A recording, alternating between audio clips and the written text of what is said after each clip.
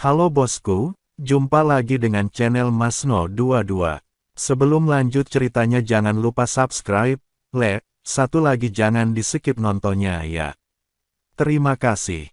Di dalam penginapan, Chen Ping duduk bersila dengan mata sedikit terpejam, tanpa mengucapkan sepatah kata pun. Pertarungan satu lawan satu selama setengah jam itu mungkin tampak singkat, tetapi sebenarnya itu adalah proses kultivasi yang ekstrim dan berat yang meresap ke dalam jiwa, mengasah hati Dao, dan menempa asal mula. Dalam pertarungan biasa antar kultivator, persaingan didasarkan pada keunggulan teknik mereka, kekuatan, kemampuan mereka, dan tingkat kemampuan supranatural mereka. Kemenangan berarti kemajuan dalam kultivasi dan perluasan wawasan, sementara kekalahan berarti terluka, dikalahkan, dan mengalami kemunduran dalam pemahaman. Namun, pertempuran Chen Ping sama sekali berbeda. Dia tidak menghadapi musuh eksternal, lawan, atau musuh yang dengannya dia memiliki dendam dan perasaan yang sama, melainkan bayangan cermin sempurna yang sepenuhnya mereplikasi segala sesuatu tentang dirinya. Bayangan emas itu tidak memiliki kelemahan, tidak egois, tidak memiliki emosi, dan tidak memiliki kekurangan.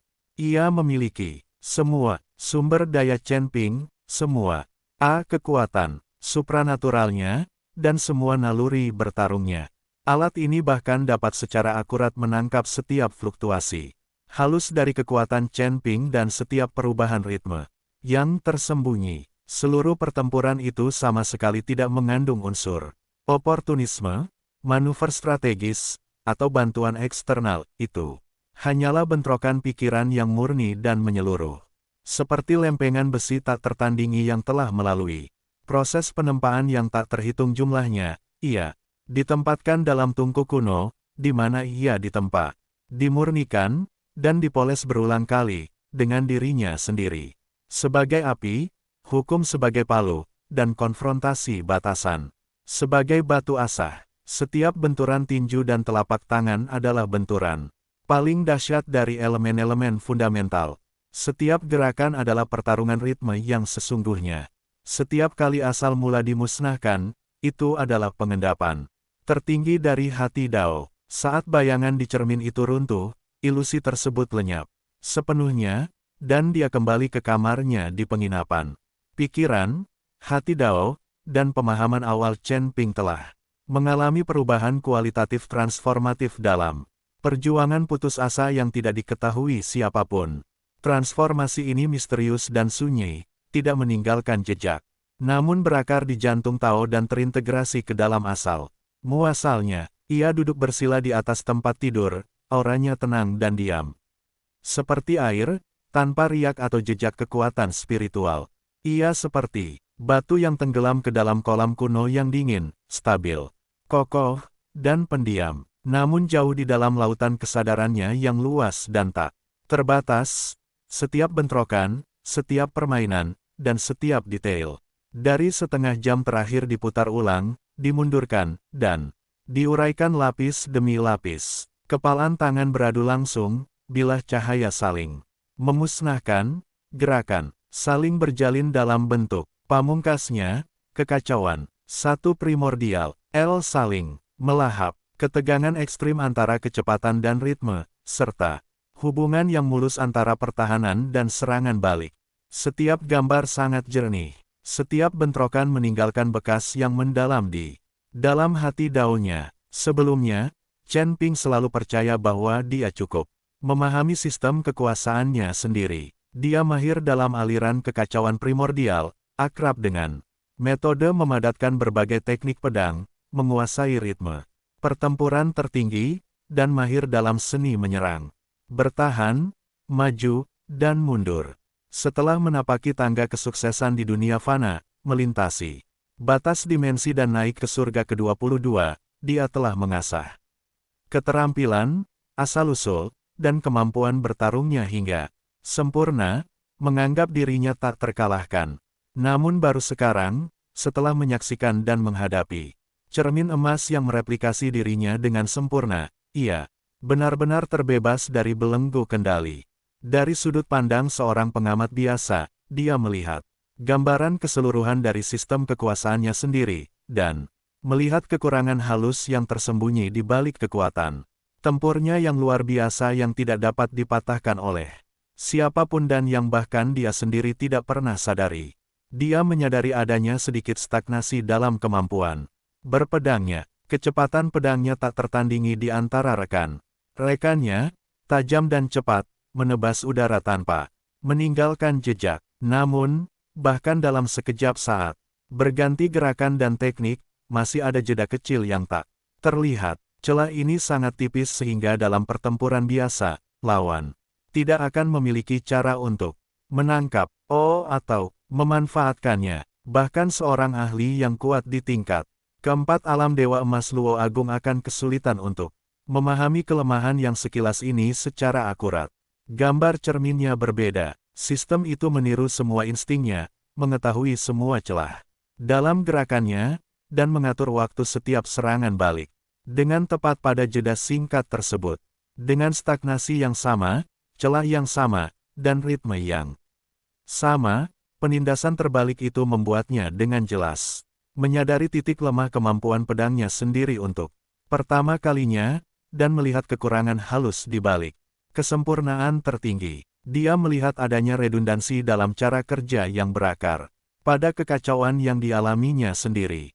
Kekacauan primordial meliputi segalanya, melahap semua hukum, dan menghancurkan semua langit. Ia adalah sumber utama dari Dao Agung, jauh melampaui seluruh sistem langit dan bumi ini. Namun, bahkan selama operasi kecepatan tinggi, lonjakan ekstrim, dan serangan serta pertahanan terus-menerus, masih akan ada sedikit pemborosan daya.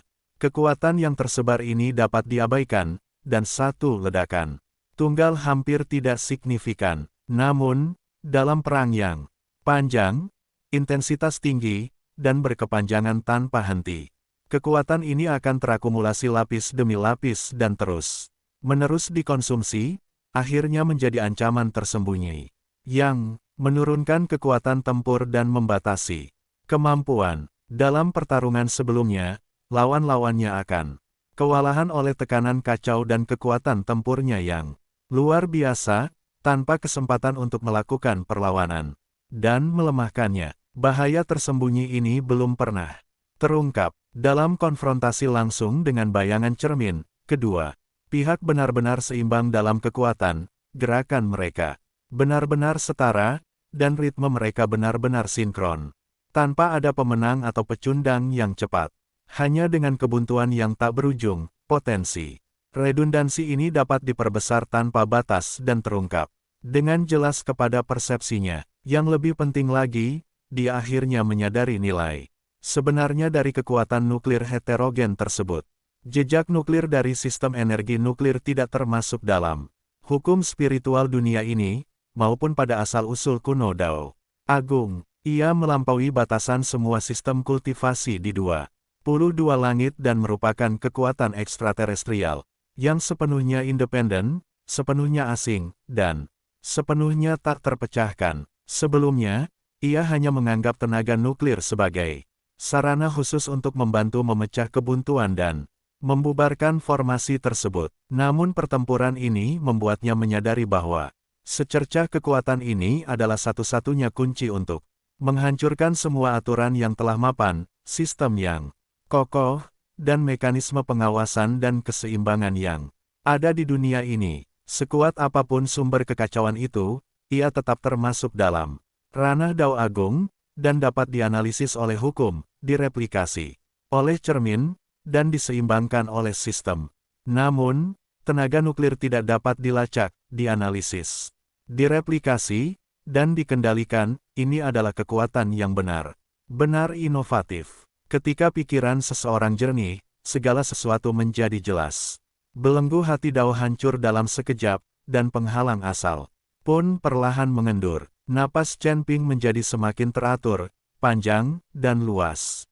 Selaras dengan irama langit dan bumi serta menggemakan prinsip-prinsip Taoisme tentang kekosongan. Samudra luas kekacauan primordial jauh di dalam dantian, yang tidak membutuhkan energi spiritual eksternal atau infus. Energi spiritual langit dan bumi, mulai beroperasi secara spontan, memampatkan lapis demi lapis, dan mengembun. Secara mendalam, semata-mata melalui introspeksi murni, refleksi diri, dekonstruksi diri, dan penyempurnaan diri. Kekacauan purba, yang sudah terbentuk sempurna dan hampir tanpa celah, sedang mengalami babak transformasi dan sublimasi baru dengan kecepatan yang tak terlihat oleh mata telanjang. Di dalam kamar tamu, tidak ada angin, tidak ada ombak, tidak ada cahaya, tidak ada fenomena luar biasa, dan tidak ada resonansi dengan langit dan bumi. Seorang kultivator biasa yang lewat hanya akan mengira bahwa kultivator biasa sedang bermeditasi dan mengatur pernapasannya, sama sekali tidak menyadari bahwa terobosan mengerikan melintasi alam sedang terjadi di sini. Di ruangan sebelah, Xuanzhenzi sedang bersandar di tempat tidur, memainkan sebotol anggur spiritual tua di tangannya. Sesekali menyesapnya, menenangkan pikiran dan jiwanya. Setelah mengalami situasi yang benar-benar putus asa, dia agak kelelahan dan ingin beristirahat dengan tenang sambil menunggu pameran dagang dimulai. Namun, saat dia dengan santai menyebarkan indera ilahinya dan menyapunya ke kamar Chen Ping di sebelah, Chen Ping langsung membeku di tempat. Mata tuanya yang sayu langsung melebar, memperlihatkan keterkejutan dan ketidakpercayaan yang luar biasa. Bejana, anggur roh yang sedang dimainkannya sedikit bergoyang, hampir terlepas dari genggamannya dan jatuh ke tanah. Anak ini, dia benar-benar berhasil menembus batasan pengalaman kultivasinya selama puluhan ribu tahun, memungkinkannya untuk melihat esensi dari momen tersebut. Dalam sekejap, ketika seorang kultivator biasa menembus suatu alam, selalu ada gelombang energi spiritual, pancaran cahaya yang menjulang tinggi, suara dao yang menggelegar, dan resonansi antara langit dan bumi. Semakin tinggi alam terobosan tersebut, semakin megah fenomenanya dan semakin berat tekanannya. Namun, terobosan Chen Ping justru sebaliknya. Tidak ada gelombang energi spiritual, tidak ada pancaran cahaya yang melambung tinggi, tidak ada suara Taois yang menggelegar, dan tidak ada getaran langit dan bumi. Hanya ada keheningan yang mendalam, seperti arus bawah di jurang yang tak berdasar, diam-diam bergelombang, diam-diam menumpuk, dan diam-diam berubah. Aura abu-abu keunguan yang kacau di sekitarnya berkedip-kedip, menjadi lebih halus, mendalam, dan berat dengan setiap perubahan. Tampak tenang dan tanpa kejadian berarti, tetapi sebenarnya fondasinya yang mendalam sedang tumbuh lapis demi lapis, dan semakin kuat selangkah demi selangkah, seperti gunung suci kuno yang sunyi yang tampak diam tetapi fondasinya terus tumbuh semakin kuat. Terobosan ini adalah sublimasi alami setelah kesempurnaan hati Dao, hasil alami setelah kondensasi tertinggi dari asal mula. Tidak ada paksaan, tidak ada gejolak energi spiritual. Ini murni transformasi tertinggi dari pemurnian diri dan penyempurnaan diri. Xuanzhenzi tak bisa lagi menahan diri. Ia tiba-tiba berdiri, melangkah keluar ruangan, dan berdiri di koridor. Pandangannya tertuju pada pintu kamar tamu Chen Ping. Matanya dipenuhi keterzenjing dan emosi. Hampir bersamaan, pintu di sisi lain didorong perlahan hingga terbuka, dan Jiang Xuelan berjalan keluar dengan perlahan. Mengenakan pakaian putih, matanya jernih dan dingin seperti salju. Indra ilahinya secara akurat menangkap aura aneh dan menakutkan dari peningkatan tingkat kultivasi di kamar tamu. Untuk pertama kalinya, mata birunya yang biasanya tenang dan teguh bergejolak dengan keterkejutan yang tak tersian. Tatapan mata mereka bertemu, dan keduanya tetap diam. Secara naluriah memperlambat langkah dan menahan napas. Tidak berani mengeluarkan suara, karena takut mengganggu terobosan hening yang terjadi sekali dalam 1000 tahun ini. Waktu berlalu sangat lambat, sehari semalam berlalu dalam tanpa sepengetahuan siapapun, di penginapan kecil biasa di kota ini, seorang kultivator Dewa Emas sedang mengalami transformasi yang menentang norma-norma kultivasi. Pertempuran di dunia cermin benar-benar menghancurkan penghalang terakhir di atas tingkat kultivasi Chen Ping. Penghalang tingkat ke-8 alam abadi emas yang dulunya kokoh, sempurna, dan tanpa celah, diam-diam retak dengan garis-garis halus yang tak terhitung jumlahnya di bawah. Pergumulan diri yang ekstrim dan refleksi diri yang ekstrim. Dari hati Dao, pola-pola ini halus dan tersembunyi, menyebar sangat lambat. Namun berakar dalam dan menembus lapis demi lapis, meluas. Dan semakin dalam secara terus-menerus di sepanjang urat. Asli, fondasi hati Dao, dan esensi kultivasi. Sampai siang hari pada hari ketiga. Matahari bersinar terang di langit, sinarnya menyinari kota. Dengan ketenangan, di mana waktu mengalir dengan damai. Berdengung, suara gemuruh Taois yang dalam, bergema, dan sangat kuat. Diam-diam terpancar dari tubuh Chen Ping. Suara itu sangat rendah dan dalam, tersembunyi di dalam inti. Sari daging dan darah. Suara itu tidak mencapai langit dan bumi, tidak mengguncang keempat penjuru, dan tidak mengejutkan apapun. Hanya Xuan Zhenzi dan Jelang Suelan, yang berada di dekatnya, yang dapat mendengarnya dengan jelas. Tidak ada ledakan dahsyat, tidak ada pancaran cahaya yang spektakuler, tidak ada gelombang energi spiritual yang bergejolak, hanya ritme yang mendalam, seperti bumi purba, yang terbangun dari tidurnya atau arus laut dalam yang bergelombang, menyapu seluruh ruangan tamu. Batasan kultivasi yang sangat kokoh di tingkatan ke-8. Alam Dewa Emas hancur total, larut, dan musnah.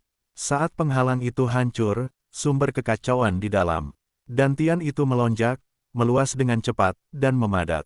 Secara mendalam, samudra kekacauan purba yang semula luas dan tak terbatas, seketika menyusut puluhan ribu kaki, memadat menjadi beberapa lapisan, dan efisiensi operasinya tiba-tiba meningkat. Lebih dari 30%. Cadangan purba hampir berlipat ganda, dan kualitasnya menjadi lebih murni ke tingkat yang sama sekali.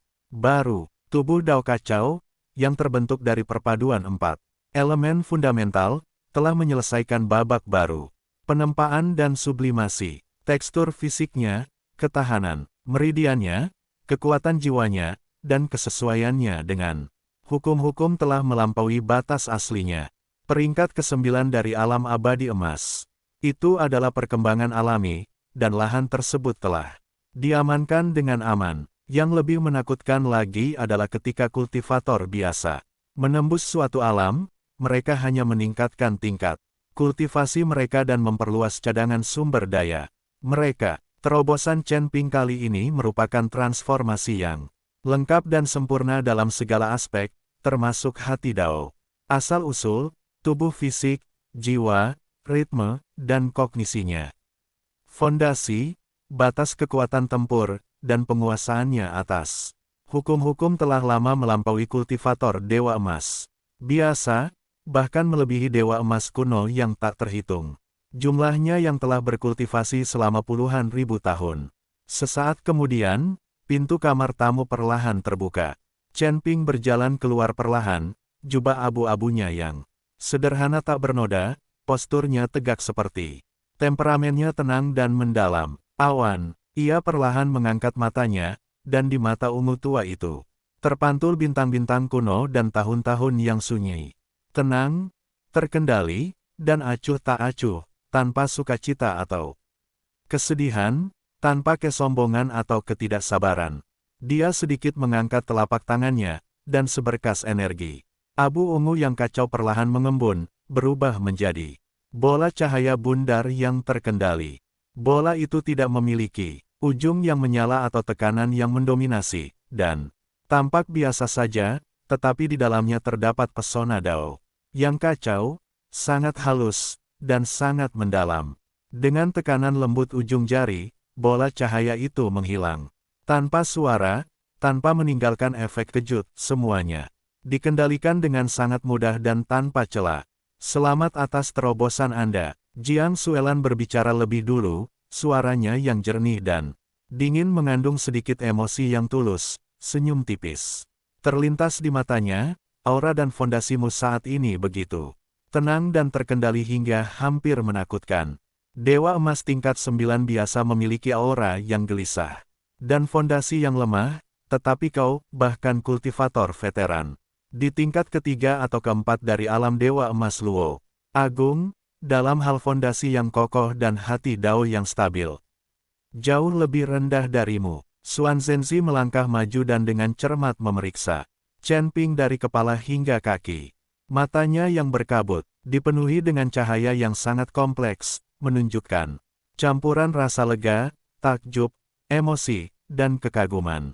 Dia telah hidup selama puluhan ribu tahun, menyaksikan banyak sekali jenius dan anak ajaib sepanjang zaman, tetapi dia belum pernah melihat kecepatan kultivasi yang begitu luar biasa atau fondasi transformasi yang begitu menakutkan.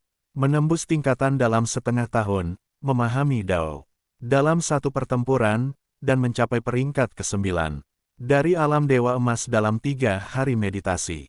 Xuan Zhenzi perlahan menggelengkan kepalanya dan mendesah. Pelan, aku telah berkultivasi selama puluhan ribu tahun dan telah melihat para jenius, anak ajaib, dan talenta kuno, tetapi aku belum pernah melihat kultivasi yang begitu tidak masuk akal seperti milikmu. Jalanmu telah melampaui norma-norma langit, itu tak terbayangkan dan tak terduga. Chen Ping tetap tenang, tidak menunjukkan kesombongan. Meskipun telah mencapai terobosan, dan hanya mengangguk sedikit, tatapannya menyapu atap-atap kota, menembus lapisan awan di kejauhan, dan tertuju ke arah kota kuno Xuanming yang megah dan bergejolak. Kilatan ketenangan terpancar dari kedalaman mata ungunya. Sisanya sudah selesai, saatnya pameran dagang alam rahasia dimulai. Hari-hari berlalu begitu cepat, dalam konteks menipisnya sumber daya secara keseluruhan. Putusnya urat spiritual, dan habisnya tambang batu spiritual di surga ke-22, pameran dagang alam rahasia di kota kuno Xuanming adalah salah satu dari sedikit acara pertukaran sumber daya kelas atas di seluruh alam surga. Pada masa normal, semua kekuatan kuno, sekte garis keturunan, dan klan kuno menjaga wilayah mereka sendiri, dengan ketat mencegah keluarnya sumber daya dan kebocoran keterampilan, dengan penghalang yang ketat dan tanpa komunikasi di antara mereka. Namun, pameran dagang alam rahasia, yang diadakan setiap 100 tahun sekali, adalah acara besar yang diakui secara diam-diam dan mampu menembus batasan. Berbagai kekuatan akan memamerkan material spiritual langka yang mereka hargai, artefak magis kuno, harta karun berbasis hukum, dan teknik kultivasi yang belum sempurna, menukarkannya dengan barang-barang yang setara nilainya, dan berbagi apa yang mereka miliki. Ini adalah satu-satunya saluran penting bagi kultivator tingkat tinggi untuk mempertahankan kekuatan tempur mereka, bagi kekuatan besar untuk melanjutkan warisan mereka, dan bagi para ahli terkemuka untuk menembus keterbatasan mereka di era kelangkaan sumber daya. Ia memiliki posisi bergengsi dan bobot yang sangat besar. Pameran dagang ini diadakan di sebuah gua bawah tanah rahasia di jantung kota kuno Xuanming. Seluruh gua ini merupakan formasi alami, sebuah mahakarya alam, dengan kubah menjulang setinggi ratusan kaki, luas, megah, dan mengesankan. Keempat dindingnya bertatahkan jutaan batu roh berpendar, kuno, dan cahaya yang berkilauan memenuhi seluruh gua, menerangi ruang yang luas seterang siang hari dan mengungkapkan setiap detailnya. Bagian dalam gua dibagi secara teliti menjadi puluhan area fungsional, dengan stand pameran kelas atas, area pameran alam rahasia, area perdagangan barang langka, dan area negosiasi kekuatan yang tersusun rapi dan teratur. Setiap stand dan setiap area dijaga, diatur, dan diawasi oleh personel khusus dari klan kuno Xuanming, yang menjaga ketertiban ketat dan hierarki yang jelas. Mereka yang dapat memasuki tempat ini adalah para kultivator tingkat atas, tokoh kunci dari berbagai kekuatan, dan para ahli berpengalaman dari seluruh penjuru langit.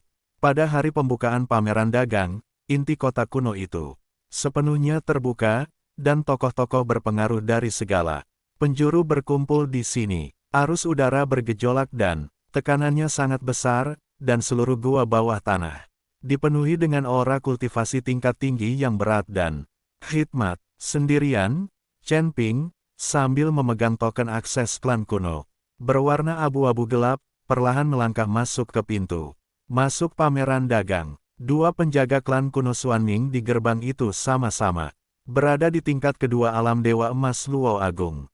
Mereka telah menjaga pintu masuk pameran dagang selama bertahun-tahun dan telah melihat banyak tokoh kuat dan bos besar dari berbagai pihak. Mereka memiliki standar yang sangat tinggi dan temperamen yang tenang. Kedua pria itu tanpa sadar melirik dan pandangan mereka tertuju pada Chen Ping, lalu dengan ringan mengamatinya.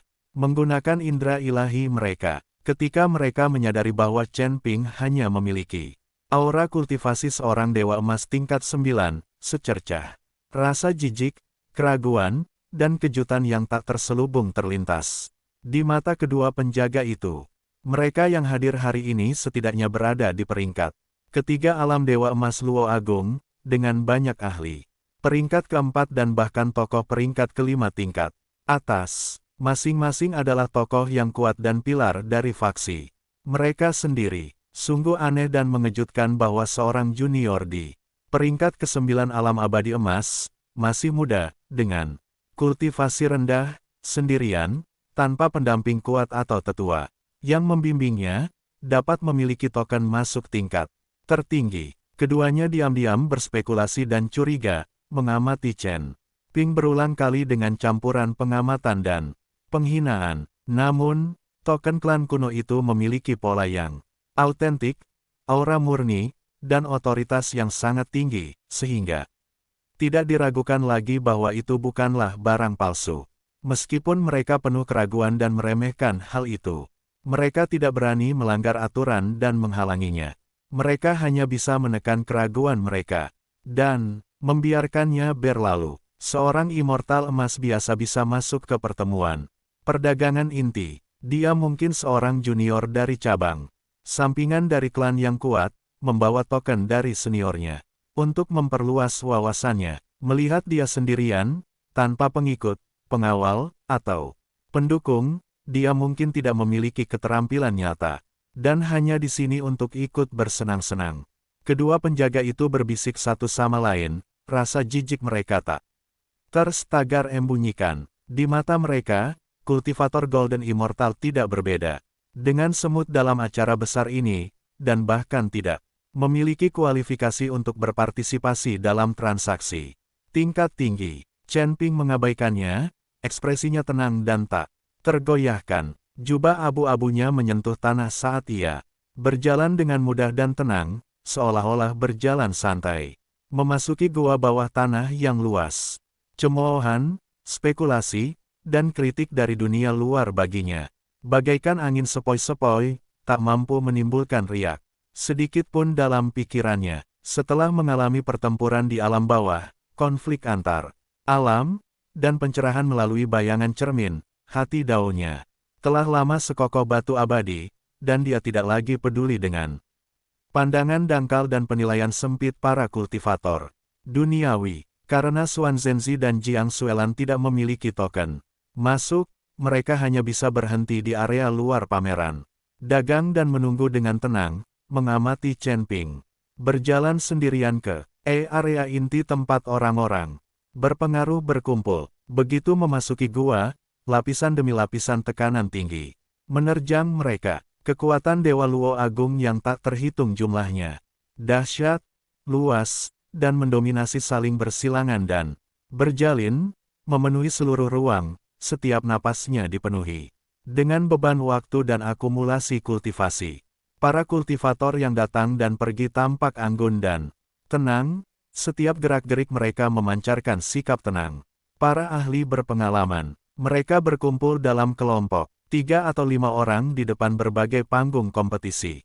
Berdiskusi, menilai harta karun, dan menukarkannya dengan nilai yang setara. Semua mata tertuju pada bahan-bahan spiritual langka dan harta karun kuno di etalase, dan tak seorang pun memperhatikan pemuda berjubah abu-abu yang masuk melalui pintu masuk. Saat Chen Ping perlahan melangkah lebih dalam, sesosok figur agak kurus dengan aura yang tampak lemah bergerak di antara kelompok kultivator Grand Luo yang kuat, seketika terlihat janggal, seperti batu biru polos tanpa hiasan, yang secara keliru ditempatkan di antara deretan mutiara dan giok yang Mempesona, ia tampak mencolok, tiba-tiba, dan tidak berarti.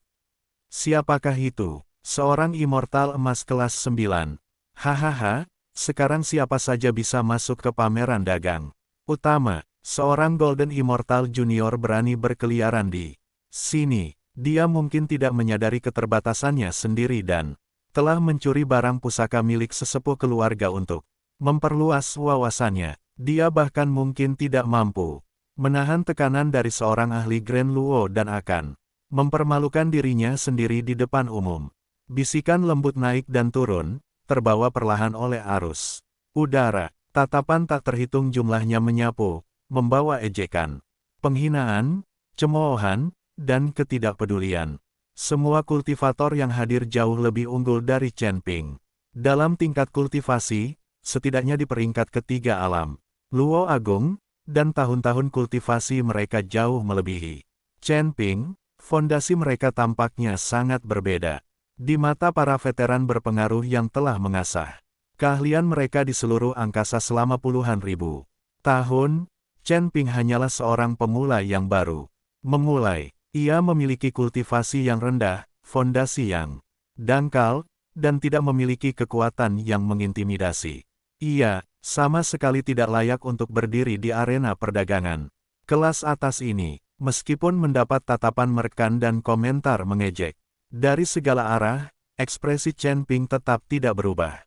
Dia tidak mendongak, melirik ke samping, berlama-lama, atau memberikan penjelasan apapun. Mata ungunya tenang dan acuh tak acuh, dan langkahnya mantap dan tenang.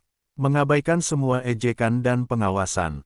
Prasangka dangkal orang lemah dan batasan hierarki duniawi tidak akan pernah bisa mengikat hatinya yang sebenarnya. Setelah menapaki tangga kesuksesan di dunia sekuler melalui pertumpahan darah dan peperangan, dia telah lama terbiasa mengalahkan yang kuat dengan yang lemah dan membalikkan keadaan melawan segala rintangan, dan telah lama menjadi acuh tak acuh terhadap penilaian kaku dari semua tingkat kultivasi di dunia. Orang lain menilai orang berdasarkan tingkat kultivasi mereka, tetapi dia hanya menentukan status mereka berdasarkan hati dao mereka sendiri, kekuatan tempur mereka sendiri, dan dao mereka sendiri. Indra ilahinya menyebar dengan tenang, seperti jaring luas, yang tak terlihat dan tak terbatas, diam-diam menutupi seluruh gua sepanjang 100 sang. Fluktuasi energi spiritual, karakteristik asli, pola hukum, dan usia dari harta karun yang tak terhitung jumlahnya semuanya tercermin dengan jelas dalam persepsinya, muncul dalam detail terkecil tanpa ada yang terlewatkan. Tujuannya sangat murni, hanya terdiri dari satu hal giok. Pemutus jiwa Suantian, inilah satu-satunya harta karun yang dapat melindungi. Sementara pembatasan lampu jiwa klan Dewa Haotian, ini adalah kunci untuk rencana selanjutnya, mematahkan belenggu, dan mengacaukan permainan. Semua material, spiritual langka dan harta karun kuno lainnya tidak layak mendapat perhatiannya. Dalam waktu yang dibutuhkan sebatang dupa untuk terbakar, Chen Ping perlahan berjalan melewati banyak sekali etalase. Melewati ribuan harta karun, mengabaikan tatapan aneh dari banyak kultivator, dan akhirnya berhenti di depan etalase di sudut gua yang paling dalam dan terpencil. Daerah ini berpenduduk sedikit dan relatif tenang, jauh lebih sepi dan tidak semeriah area pameran pusat, tetapi sangat sesuai dengan selera Chen Ping. Stan ini terbuat dari satu bongkahan basal berusia ribuan tahun, seluruh permukaannya hitam pekat seperti tinta. Teksturnya berat, polanya kuno, dan memiliki kesan lapuk yang datang seiring berjalannya waktu. Di atas meja, 3 artefak kuno dipajang dengan tenang. Di tengahnya terdapat giok persegi berwarna abu putih, hangat, dan halus, dengan cahaya yang lembut dan terkendali. Itu adalah giok pemutus jiwa Suantian yang selama ini dia cari.